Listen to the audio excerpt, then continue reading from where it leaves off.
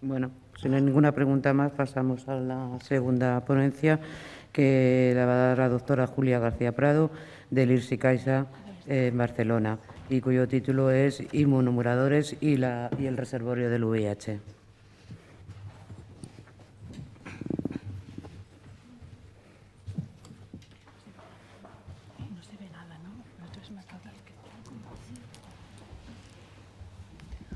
Bueno, buenas a todos. Quería dar las gracias a la organización por haberme dado la oportunidad de presentar hoy, que además es un día especial para todos los que trabajamos en el campo del VIH como Día Internacional del SIDA. Y aunque el título de la charla es bastante amplio, ¿no? Porque cuando hablamos de inmunomoduladores hablamos de muchas cosas, intentaré hacer un focus en las cosas que nosotros hemos trabajado en el grupo en los últimos 3 años. Y también intentaré dejaros más preguntas que respuestas, porque creo que tenemos ahora mismo más preguntas que respuestas en todo el campo de la inmunomodulación. ¿Qué son los inmunomoduladores? ¿Qué dianas necesitamos? ¿Qué necesitamos para la curación del VIH? Como antes ha comentado la doctora Genesca, el sistema... No, es que parece ser que no le viene bien el desinfectante. ¿No? A ver qué tal, si no, cogemos otro, ¿vale? ¿Ahora? Sí, perdone, ¿eh? ¿Veis? ¿Sí? Bueno, parece que el efecto COVID desinfectante se ha pasado. Y volvemos a la inmunomodulación. Más allá de tener dianas específicas, como sabéis, ¿no? El sistema inmune es altamente complejo, ocupa todo nuestro cuerpo y además de los órganos linfáticos y la circulación de las células a nivel del sistema linfático, existen células en tejidos que tienen un papel clave, ¿no? En todos los procesos inmunológicos. Cuando nos adentramos en todas estas células que componen el sistema inmune, para aquellos que quizá no están entre la audiencia y no son tan inmunólogos, o los que intentamos ser más inmunólogos, existen muchas líneas celulares, muchas células inmunes sobre las que podemos ejercer un efecto inmunomodulador. Principalmente, ¿no? Hay una parte de células innatas. Yo me centraré en la parte de inmunidad celular mediada por células T, y hay también líneas mieloides y líneas linfoides. Si miramos los pósters, de hecho, que están durante esta sesión en el GESIDA, que yo he ido revisando, muchas de las personas que nos encontramos aquí estamos trabajando en poder identificar diferentes targets, diferentes células que nos puedan servir para inmunorregular y obviamente con la idea final de controlar y erradicar el reservorio.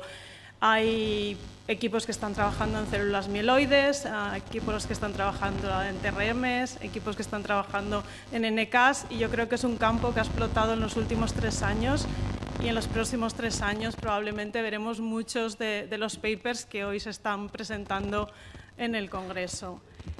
¿Cuáles son las necesidades que tenemos dentro del campo del VIH? Bueno, sabemos, y cada vez es más evidente, que el éxito de las terapias de curación o de alcanzar una curación o quizá una vacuna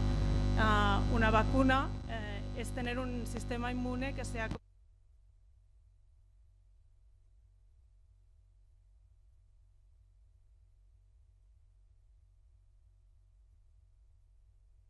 no es suficientemente competente para hacer este trabajo, y por tanto el sistema inmune está crónicamente activado y los perfiles de agotamiento inmune obviamente limitan mucho que podamos alcanzar esta curación. Hace unos años empezamos a escuchar shock is not enough, no tenemos suficiente con el shock, y muchos grupos evidenciaron, ¿no?, esta carencia de que no solo reactivar las células es suficiente, de que aparezca el antígeno, sino que tener una respuesta inmune es necesaria. Este es un ejemplo de uno de los trabajos que publicamos hace unos años, en el que podéis ver, a un lado son en un modelo de shock and kill, donde todas las células se reactivan con la misma potencia, quiero decir, el porcentaje de células reactivadas es el mismo por Saja. Cuando ponemos CD8 de personas infectadas, el porcentaje de killing es muy diferente. Hay CD8 que no son capaces de hacer un killing y otros que alcanzan unos niveles de killing de un 70%. Y realmente, ¿no?, una de las claves que tenemos que descifrar es por qué pasa eso. En este trabajo un poco lo que hicimos fue un inmunofenotipado de estos CD8, focalizándolo en los inhibidores receptores, en los puntos de control de la respuesta CD8, y lo que vimos es que la ausencia de esta expresión estaba correlacionada con el killing de las células reactivadas. Más allá de esto, lo que ha ido pasando en los últimos años es que las estrategias de curación, obviamente indicadas, ¿no?, o derivadas a la modificación de células, al trasplante, a las estrategias de shock and kill y block and lock, se han ido evidenciando y comparando con otras estrategias que van muy destinadas a la mejora del sistema inmune. La vacunación terapéutica, el uso de anticuerpos de elevada potencia para la eliminación y el control del virus, las terapias celulares avanzadas como las CAR T-cells o el uso de los inmunocheckpoints.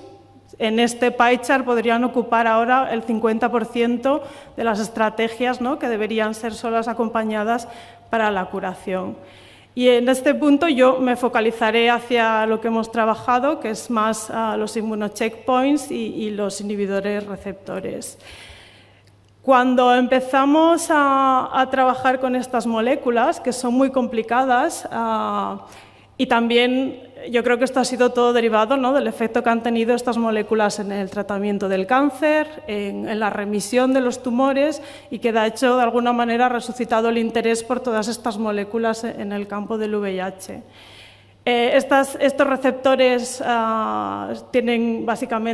son controladores, usan un sistema, no elite controllers, usan un sistema de regulación, de freno del sistema inmune. Y una manera muy, yo creo, intuitiva de entenderlos, para aquellos que no trabajan, ¿no?, con estas moléculas, es que regulan a qué velocidad pueden ir las células, regulan que el sistema inmune pueda llegar en el momento adecuado con la potencia adecuada, pero no pasarse, porque si nos pasamos podemos tener una rotura de la tolerancia inmunológica, desencadenar efectos autoinmunes y también producir un daño inmunopatológico no deseado. Entonces, estos semáforos del sistema inmune, que tienen esta función, ¿no?, de break and control, por una parte lo que están haciendo es inhibir la activación que normalmente viene inducida por el contacto de las moléculas de MHC en las APCs y los TCRs en las células, ¿no?, en este caso con sus moléculas coestimuladoras.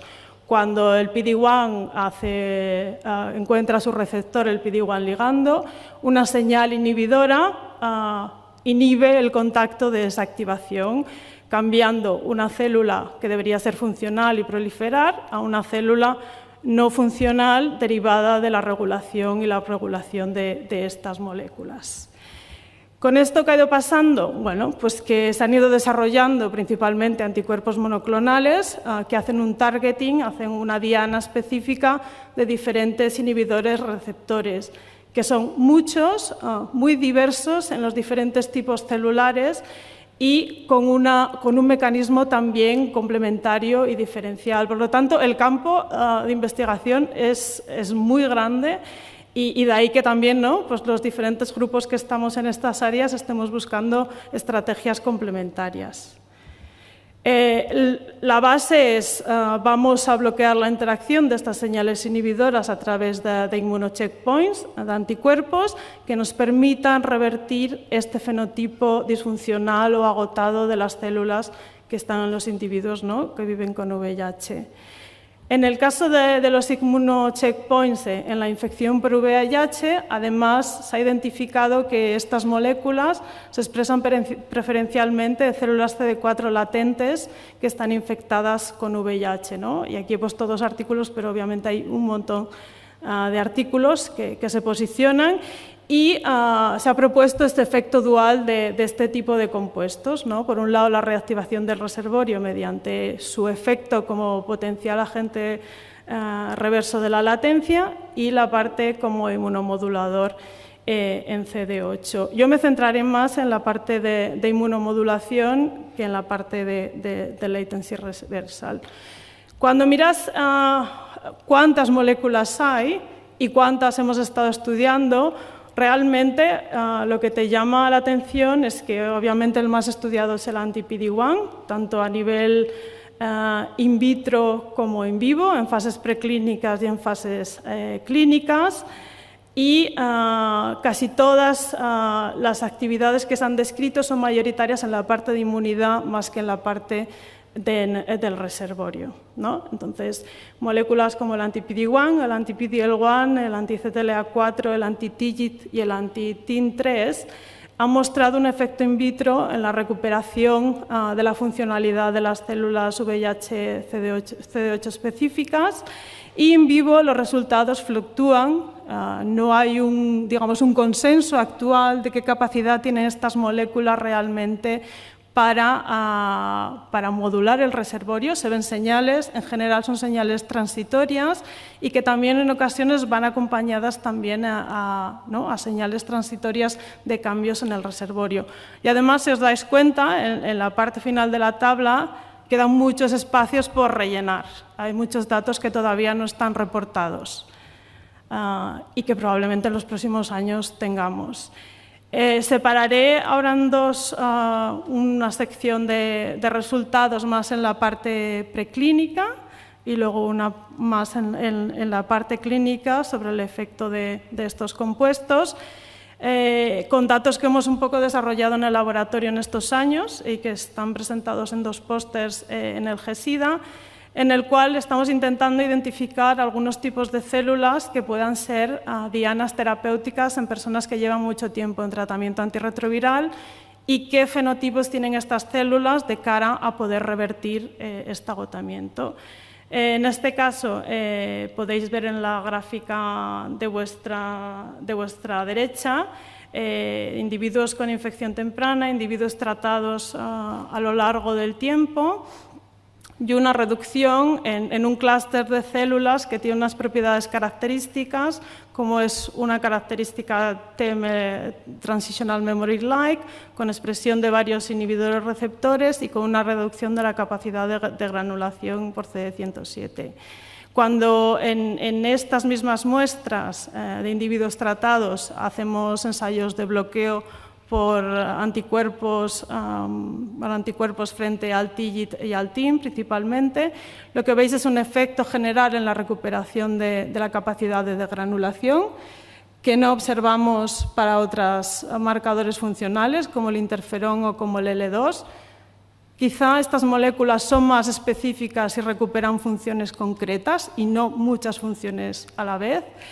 Cuando miramos a nivel de subsets celulares, podéis ver que en el caso del anti-TIGIT vemos una recuperación mayor en las células central memory cuando lo comparamos con los otros subtipos de CD8 VIH específicas. Quizá estas moléculas actúan diferente en diferentes subsets. Y cuando combinamos estas moléculas, como veis en la gráfica de abajo, con otras como el TIM3, algunas de estas diferencias significativas desaparecen. ¿Qué pasa cuando estamos actuando no sobre una vía, sino sobre dos vías que igual tienen efectos, contrapuestos entre ellas? Por una parte, estamos liberando la función, pero igual la propia célula vuelve a inhibir la función porque quiere mantener un estado más agotado. Algunas de las observaciones que yo creo que son importantes. Y por otro lado, una de las cosas que hemos estado valorando también es el efecto de estos immunocheck blockers en el contexto de vacunación de individuos que habían sido tratados de manera temprana. Y como podéis ver aquí en la gráfica, básicamente son datos pareados de tres marcadores: proliferación, secreción de interferón gamma y activación de las células por HLA-DR CD38. Y veis que el grupo de arriba, que se corresponde a los individuos tratados de manera temprana y vacunados, hay una mayor respuesta frente al bloqueo de PD-1, que no es diferencial cuando combinamos PD-1 y TIGIT. En este caso no parece que TIGIT reduzca el efecto del PD-1, quizá porque son células diferentes. En los individuos con infección temprana tratados no vemos cambios, y en los individuos con infección crónica sí que vemos una recuperación de la proliferación, de la capacidad de secreción de interferón de estas células, que va concomitante, ¿no?, también con una activación, pero aquí sí que discernimos que el PD-1 junto con el TIM tiene un beneficio adicional por análisis que hemos hecho comparativos. Además, todas estas señales que vemos en los diferentes grupos de individuos van acompañados de respuestas inmunes que creemos que son diferentes. ¿Y por qué creemos esto? Cuando cogemos los sobrenadantes de estos cultivos, donde vemos el efecto de las moléculas, y miramos un array de Luminex de diferentes citoquinas, lo que identificamos es, por ejemplo, que en el caso de los individuos vacunados vemos una expresión diferencial de IL-13, de MIB1 beta y de perforina, que no aparece en los individuos con infección crónica tratados bajo las mismas moléculas, sino que vemos una señal de IL-10 y IL-2. Esto también es indicativo de que las vías quizá que estamos tocando y los cambios en la funcionalidad de las células que vemos vienen por vías diferentes y por moléculas quizá diferentes. Y además, cuando revisamos un poco qué estatus tenían estas células entre los tres diferentes grupos, no vemos que haya diferencias en la expresión de PD-1 o de TIM3. No tienen más PD-1 o TIM3 cuando analizas simplemente los marcadores a nivel de CD8 totales. Sí que vemos diferencias en el estado de activación de las células. Los individuos vacunados tienen más activación por DRI38, diferencialmente de los otros dos grupos y también por DR. Esto nos puede llevar a pensar, o creemos, que las células que están activadas que los individuos vacunados tienen unas células preactivadas con un perfil efector y con una expresión de PD-1 probablemente asociada a la activación y no al agotamiento inmunológico de esas células, y eso de alguna manera se refuerza cuando encontramos correlaciones entre el efecto del bloqueo de estas moléculas y la expresión que observamos de PD-1, que como veis correlaciona en el caso de los individuos vacunados, pero no en los otros dos grupos. Entonces, como un poco resumen de esta parte, tenemos datos in vitro que son consistentes con que estas moléculas, cuando hacemos un bloqueo con un inmunocheckpoint, podemos recuperar funcionalidad.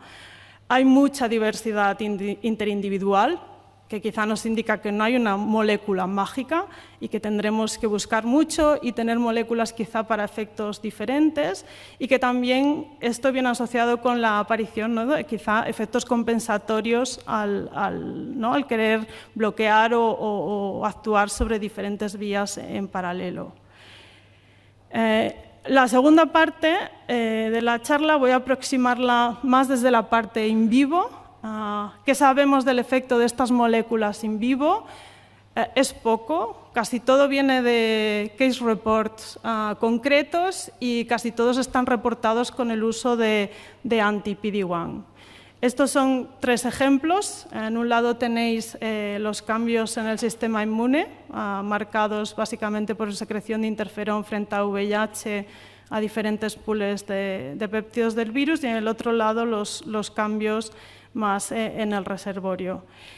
El único caso que se publicó, de hecho, en el Atlas of Oncology el 2018 es el caso en el que se observa una reducción sostenida del reservorio, que es la línea azul del gráfico de abajo de vuestra derecha, que va decreciendo en el tiempo, pero en ninguno de los otros dos casos se ve un efecto claro y sostenido en el tiempo, ¿vale? Y bueno, es donde estamos ahora y es el conocimiento que tenemos.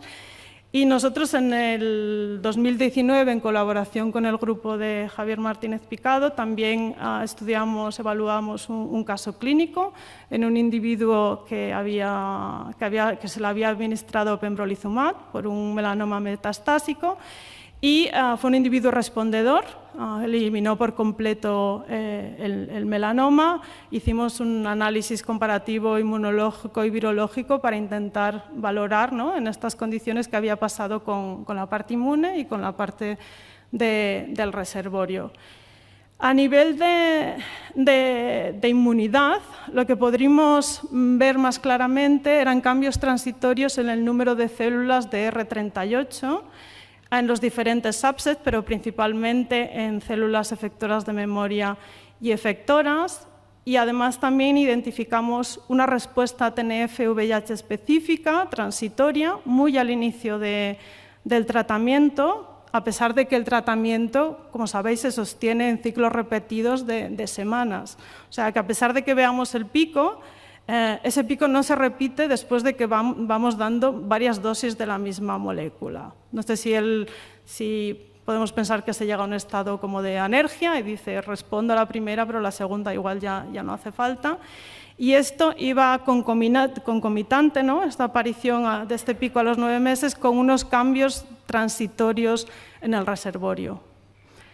Muy en línea de los otros casos, de hecho, ¿no? que están descritos también en la bibliografía.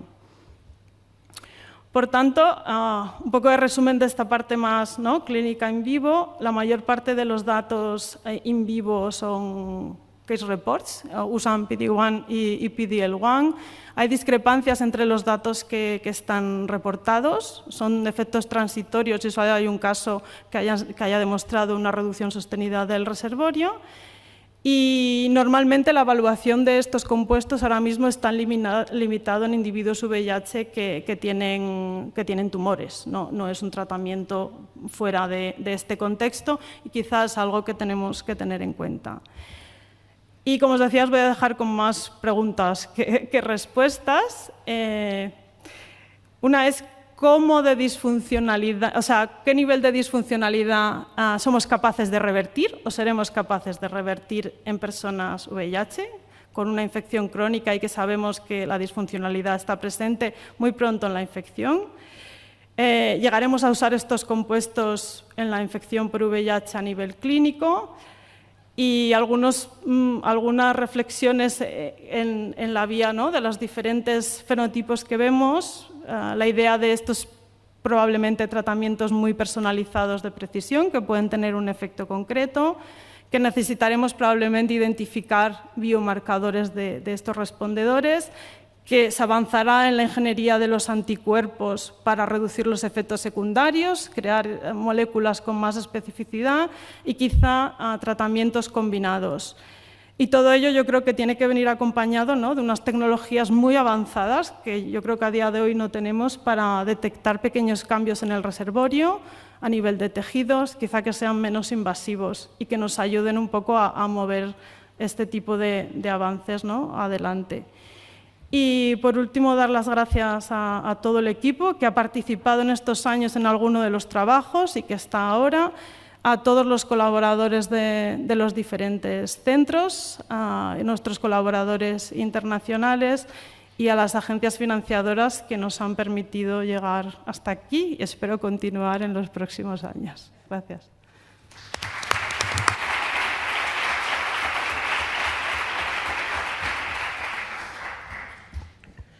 Gracias, Julia. ¿Alguna pregunta?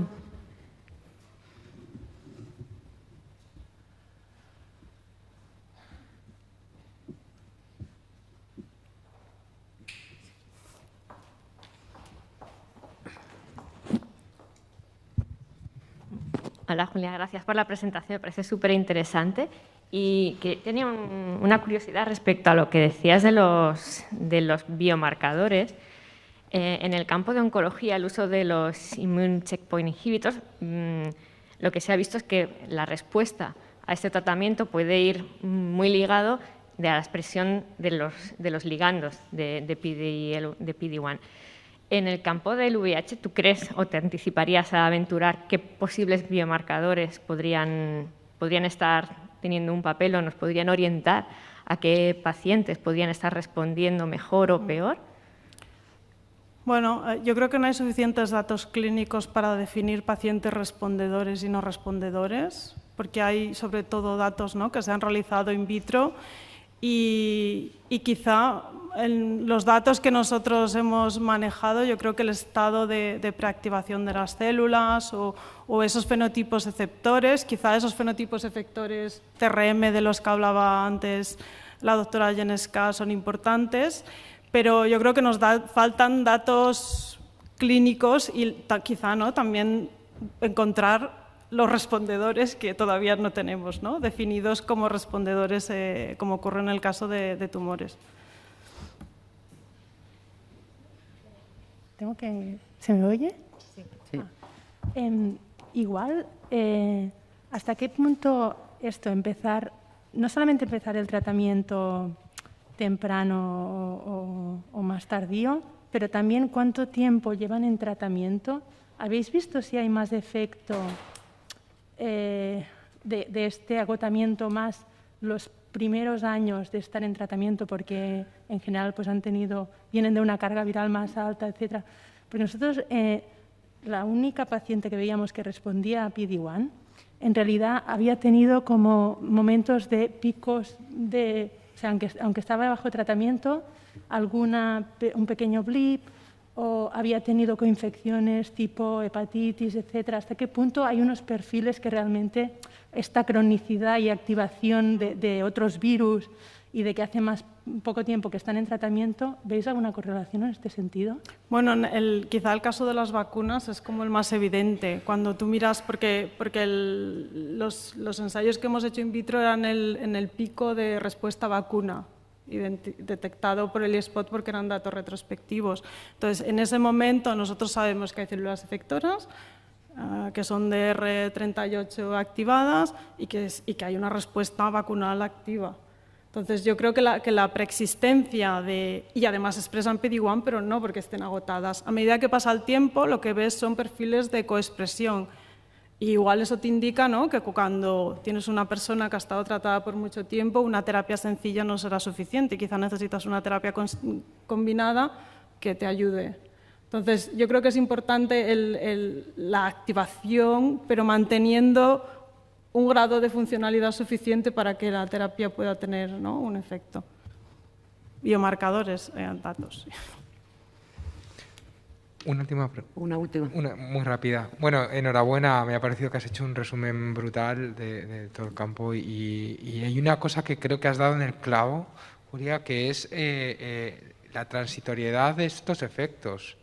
O sea, porque claro, todos tenemos una idea como muy fija, una fotografía fija en el tiempo de lo que es la función de esta célula, pero hasta qué punto no sabemos si la ausencia de la señalización por el PD1 induce otro tipo de señalización que va a inducir otro receptor diferente que ahora te va a limitar, ¿no? Entonces yo creo que eso es algo que el campo que hay que estudiar con modelos pues como que sean más dinámicos, que nos permitan ver esto. Sí, son redes muy complejas y es difícil acotar, ¿no?, a una molécula. Gracias, Julia. Sí, perdón, enhorabuena, Julia. Otra cosa creo que a tener en cuenta son la expresión de los ligandos, o sea, de PDL1, por ejemplo, en este caso. Entonces, ¿estáis estudiando esto en APCs o qué? No, eso os lo dejamos a vosotros. Vale, pues muchas gracias, Julia, y pasamos a la última ponencia, que es